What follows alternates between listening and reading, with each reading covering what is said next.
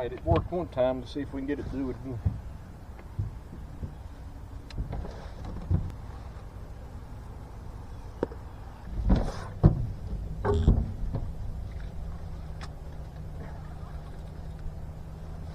That was our live bait, guys.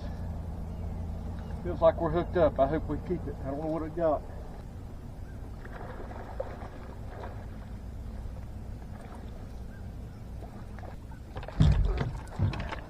Alright guys, so I've got a float rig set up. I'm fishing about 8 to 10 foot of water. And I had probably a 8-inch live shiner on that sucker.